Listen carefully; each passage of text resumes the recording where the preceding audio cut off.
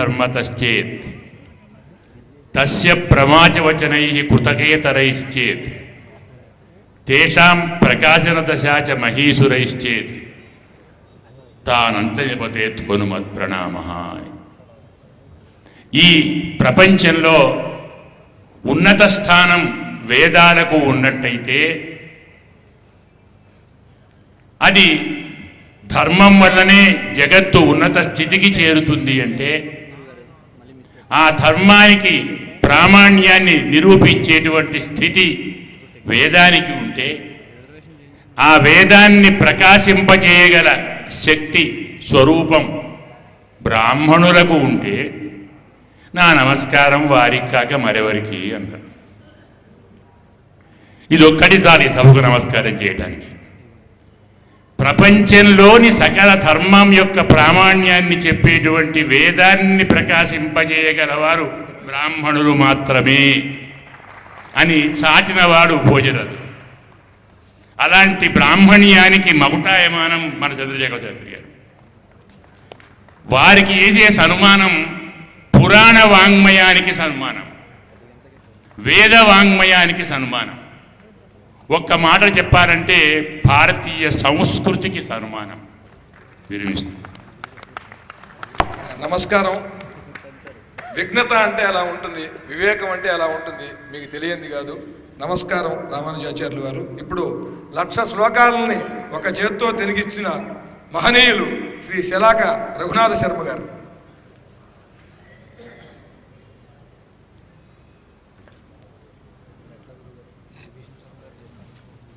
వారికి ఉండేటువంటి ఆ ప్రేమాపేక్షలు, ఆ భక్తి గౌరవాలు అటువంటివి. సభాయే నమః. విశ్వనాథ సత్యనారాయణ గారు ఒక పద్యం రాశారు. అలఘు జగత్రయీ వృషలతాంతము ఒకానొక దివ్య లక్షణాకలితుడు మన్నవేళ సమకాలికుడై మనుటే అదృష్టం. అలఘుని తోడ సంగతియునైనడ ఎంత అదృష్టమో అది మా అదృష్టం. నమస్కారం.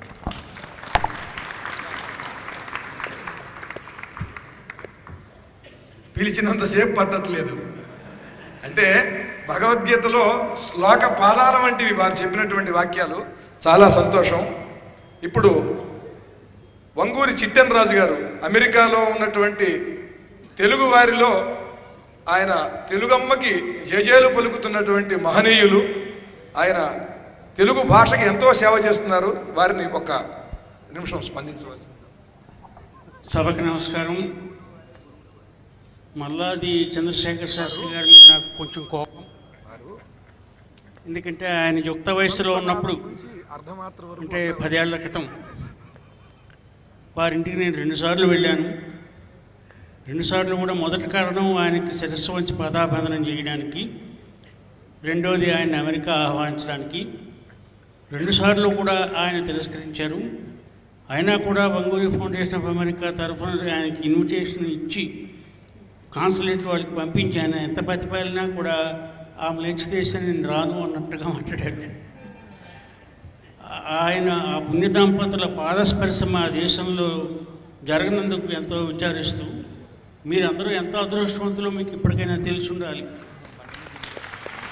అని మీ మీద అసూయపడుతూ వారికి నా శుభాకాంక్షలు. చిట్టెన్ రాజు గారు చిట్టి ఉపన్యాసం చేశారు. చాలా సంతోషం. వేద గంగోత్రిమా మల్లాది శాస్త్రి అని నేను ఒక పద్యం రాశాను.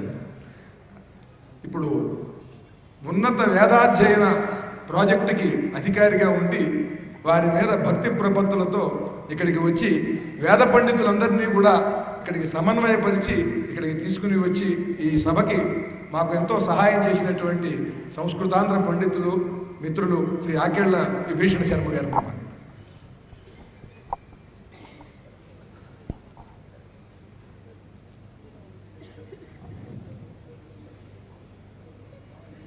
ఈ నిజంగా ఈ వేద పండితుల ఈ స్వస్తి వాచకం ఇదంతా మీరు విన్నారు, ఆనందించారంటే ఆ పుణ్యం అంతా కూడా మా ఎల్వి సుబ్రహ్మణ్యం గారిది, ఆకేళ్ల విభీషణ శర్మ గారిది, గిరిధర గోపాల్ గారిది.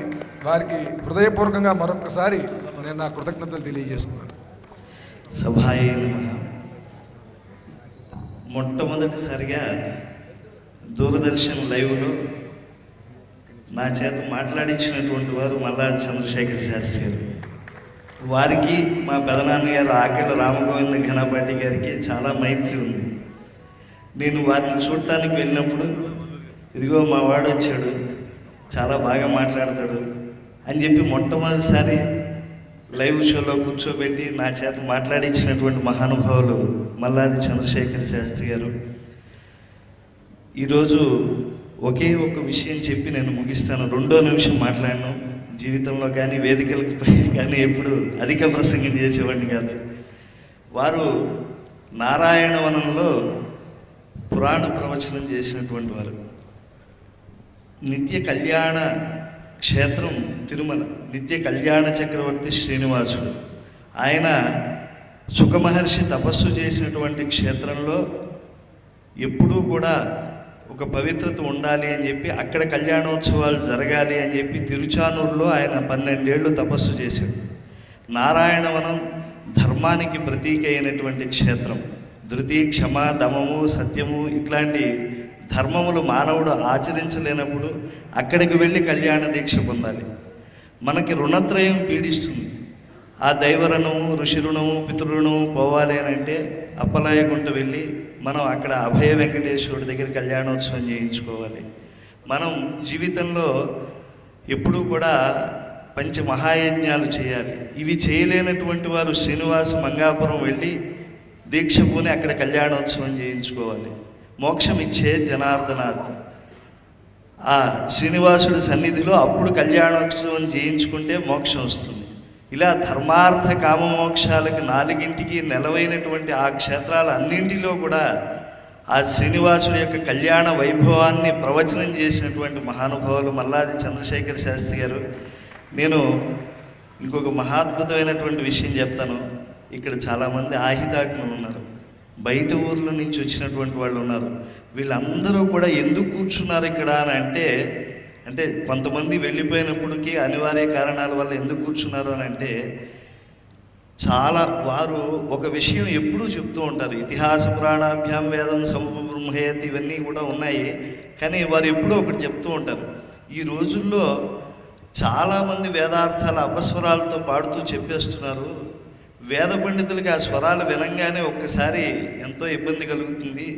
దయచేసి మీకు అలా చెప్పాలి అని ఉత్సాహం ఉంటే మీరు చెప్పండి, కానీ ఆ వైదిక వాక్యాలను ఎప్పుడు ఉదాహరించకండి అని చెప్పేటువంటి ఒకానొక బ్రహ్మజ్ఞుడు మల్లాది చంద్రశేఖర్ శాస్త్రి గారు ఒక్కరే.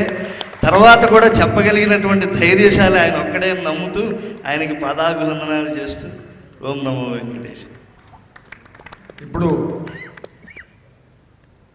తెలుగు సంప్రదాయ సంస్కృతులకు కమర్షియల్గా అత్యున్నతమైనటువంటి స్థాయి ఎందుకని రాదు? వేద పండితులు విమానంలో ఎందుకని వెళ్ళకూడదు? ఒక 300 మంది వేద పండితులతో ఒక విమానం ఎందుకని అది ఒక నగరం నుంచి ఇంకో నగరంకి వెళ్ళి అక్కడ అద్భుతమైనటువంటి సభ చేసి మళ్ళీ వాళ్ళు అక్కడి నుంచి విమానంలో ఎందుకని రాకూడదు? వేద పండితులు ఎంతసేపు కూడా ఇలాగే వెళ్ళాలా, ఈ కాస్తలోనే వీళ్ళు బతకాలా, వాళ్ళకి ఎందుకని అంతటి వైభవం ఎందుకని ఉండకూడదు అని ఆలోచించేటువంటి మహనీయుడు తెలుగు సంస్కృతికి, భారత సంస్కృతికి కూడా మహోన్నతమైనటువంటి స్థాయి ఆర్థికంగా కూడా కలగాలి. ఎక్కడో మైకేల్ జాక్సన్ 25 కోట్ల మందికి తెలిసినటువంటి వాడు డ్యాన్స్ చేస్తే ప్రపంచమంతా తెలుస్తోంది. ఇక్కడ మనం 120 కోట్ల మంది ఉన్నటువంటి ఈ భరతనాట్యం, ఈ కూచిపూడి, ఇది ఎందుకని ప్రపంచమంతా తెలియకూడదు అనేటువంటి ఆలోచనని మనకి కలిగించిన వాడు, దాన్ని ముందుకు తీసుకెడుతూ తెలుగమ్మకి, భరతమాతకి కూడా స్వర్ణ రథంలో ఊరేగించాలనే సంకల్పంతో సాగుతున్నటువంటి వాడు సిలికానాంధ్ర వ్యవస్థాపకుడు మా కూచిభట్ల ఆనంద్ గారిని మాట్లాడవలసిందిగా కోరుతున్నాను.